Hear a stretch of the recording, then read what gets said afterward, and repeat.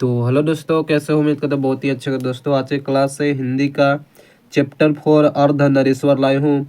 तो दोस्तों अर्धनरीश्वर का इस चैप्टर में जितने भी ऑब्जेक्टिव निकलता है, सारा ऑब्जेक्टिव को इस वीडियो में कराने वाले हैं।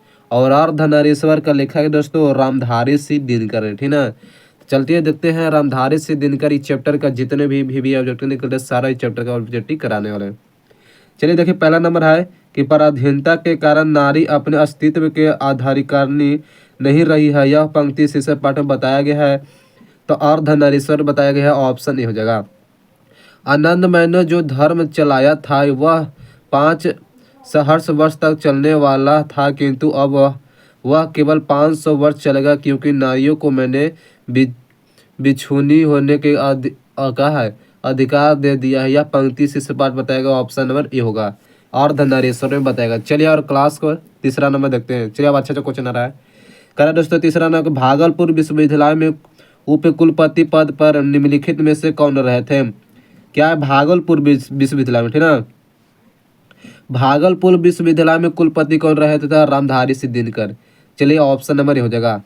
अर्धनरीश्वर शीर्षक निबंध में शंकर और पार्वती के किस प्रकार के रूप में वर्णित किया गया है? चलिए ऑप्शन नंबर यानी चौथा नंबर क्वेश्चन का दीजिए आंसर कि अर्धनरीश्वर शीर्षक निबंध में शंकर और पार्वती को एक कल्पित रूप में दिया गया है। अर्धनरीश्वर में शंकर और पार्वती को कल्पित रूप में दिया गया था। ऑप्शन नंबर सी हो जाएगा। चलिए पांचवा नंबर क्वेश्चन को आंसर देना है।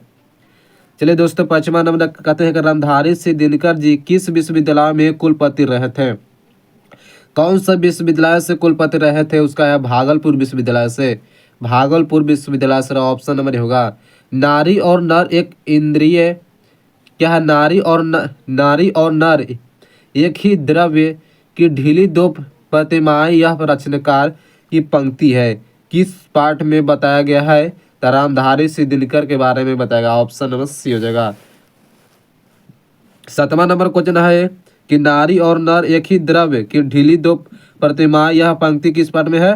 तो अर्धनरीश्वर। ऑप्शन नंबर सी हो जाएगा। रामधारी सिंह दिनकर जी को निम्नलिखित में से कौन सा पुरस्कार मिला था? रामधारी सिंह दिनकर को कौन सा पुरस्कार मिला था? तो दोस्तों यह पद्म भूषण से सम्मानित है Ramdhari Singh Dinkar. Option number B हो जाएगा।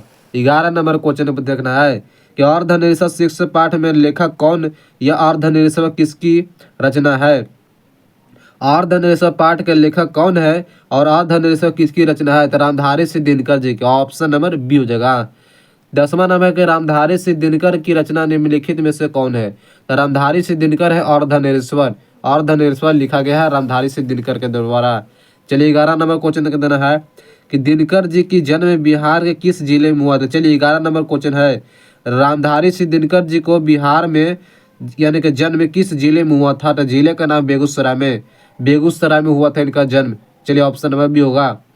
रामधारी सिंह दिनकर के पिता का क्या नाम था? चलिए 12 नंबर क्वेश्चन है, रामधारी सिंह दिनकर जी के पिता का नाम रवि सिंह था। ऑप्शन नंबर बी हो जाएगा। 13 नंबर है कि रामधारी सिंह दिनकर जी की पहली काव्य पुस्तक कौन सी है? 13 नंबर क्वेश्चन है कि रामधारी सिंह दिनकर की पहली काव्य पुस्तक है यह परवन। पहली काव्य पुस्तक क्या? कुरुक्षेत्र में हुंकार। ऑप्शन नंबर ये होगा कुरुक्षेत्र में। 14 नंबर क्वेश्चन है कि दिनकर जी की पहली कविताएं किस पत्रिका में प्रकाशित हुई थे? रामधारी सिंह दिनकर जी की है पहली कविता या छात्र सदोहर के द्वारा। क्या छात्र सदोहर के द्वारा इनकी कविताएं प्रकाशित हुई थी? ऑप्शन नंबर ए हो जाएगा। चलिएगा दोस्तों 15 नंबर क्वेश्चन है कि दिनकर जी की पहली कविता कब प्रकाशित हुई थी? चलिए बताइए। 15 नंबर क्वेश्चन है कि दिनकर जी की पहली कविता प्रकाशित हुई थी 1925 में। 1925 में प्रकाशित हुई थी। ऑप्शन बी हो जाएगा। निम्न में से रामधारी सिंह दिनकर की रचना कौन है? तो रामधारी सिंह दिनकर जी की रचना है उर्वशी से। ऑप्शन नंबर सी हो जाएगा।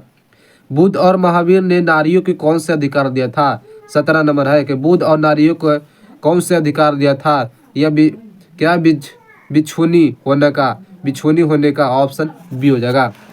18 नंबर क्वेश्चन पर लगाना है। क्या कर रहा है कि पुरुष जब नारी का गुण लेता है, क्या है? जब पुरुष जब नारी का गुण लेता है तब तक वह देवता बन जाता है, किंतु नारी जब नर का गुण सीखता है तब वह रक्षक हो जाता है। यह किसका कथन है? तो यह कथन है प्रेमचंद का, मतलब प्रेमचंद के अनुसार कहा गया था। चलिएगा 19 नंबर है का अर्धनारीश्वर का संबंध है? अर्धनारीश्वर एक प्रकार का क्या है? एकांकी है? एक प्रकार क्या है? निबंध है। ऑप्शन नंबर ए होगा निबंध कहा जाता है। चलिएगा, अर्धनारीश्वर एक प्रकार का संबंध है, निबंध है। ऑप्शन नंबर ए हो जाएगा। चलिए देखना है 20 नंबर क्वेश्चन है कि अर्धनारीश्वर शीर्षक पाठ के कौन सा स्वयं वृत्त बन गया और नारी को उसने कली मान लिया था? तो यह है पुरुष को। ऑप्शन नंबर डी, पुरुष को मान लिया था। 21 नंबर है कि नारी तो हम हूँ, करी तब न किया विचार, जब जाने तब परिहारी, नारी महाविकार। यह पंक्ति पाठ है। तो अर्धनारीश्वर में बताएगा ऑप्शन ये हो जाएगा। चलिए 22 नंबर क्वेश्चन है कि निम्नलिखित में से कौन सा रचना रामधारी सिंह दिनकर की नहीं है? कौन सी है दिनकर की रचना नहीं है? तो क्या है? जूठन है। ऑप्शन नंबर सी होगा, जूठन जो नहीं होगा। लेकिन इनमें से रामधारी सिंह दिनकर सभी है। निम्नलिखित में से कौन सी रचना रामधारी सिंह दिनकर जी की है? कौन सी रचना है रामधारी सिंह दिनकर की है? दोस्तों बताइएगा। चलिए, सदियों का संताप नहीं होगा दोस्तों, परशुराम का प्रतीक्षा यह होगा, रसताल यात्रा, दरियाई घोड़ा नहीं। ऑप्शन नंबर बी है जो दोस्तों जो रामधारी सिंह दिनकर जी की है। चलिए 24 नंबर क्वेश्चन पर आंसर देना है। क्या कर रहा है कि दिनकर को किस कृति पर भारतीय ज्ञानपीठ पुरस्कार प्राप्त हुआ था अथवा ज्ञानपीठ पुरस्कार से सम्मानित किया गया था? तो वो दोस्तों उर्वशी पर इनको सम्मानित किया गया था। कार्य युद्ध और शांति की समस्या पर लिखी गई काव्य कृति है। बताइएगा क्या है कि युद्ध और शांति समस्या पर लिखी गई काव्य कृति है कुरुक्षेत्र में। कुरुक्षेत्र में है। ऑप्शन बी हो जाएगा। चलिए 26 नंबर है कि अर्धनारीश्वर के कल्पित रूप है तो शिव और पार्वती से, शिव और पार्वती से कल्पित रूप था। ऑप्शन ए हो जाएगा। 27 नंबर है कि गंधारी थी। दोस्तों बताइए, गंधारी दुर्योधन की माँ थी। क्या दुर्योधन की माँ थी? ऑप्शन नंबर ए हो जाएगा। चलिए 28 नंबर क्वेश्चन देखना है कि प्रेमचंद थे। दोस्तों प्रेमचंद कौन थे? तो प्रेमचंद एक कथाकार थे, कथाकार थे। चलिए इसे याद रखना है, प्रेमचंद एक कथाकार थे। 29 नंबर है कि दिनकर जी का जन्म कब हुआ था?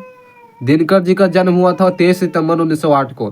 23 सितंबर 1908 को दिनकर जी का जन्म होती, इसे याद रखना है। चलेगा, मिलते हैं अब अगले वीडियो के साथ। और आज की वीडियो इतना ही। इस चैप्टर में 29 को 30 तक ऑब्जेक्टिव निकला है, ठीक है। और चैनल पर नए तो चैनल को जरूर सब्सक्राइब करें। मिलते हैं। Thank you. आज की वीडियो इतना ही।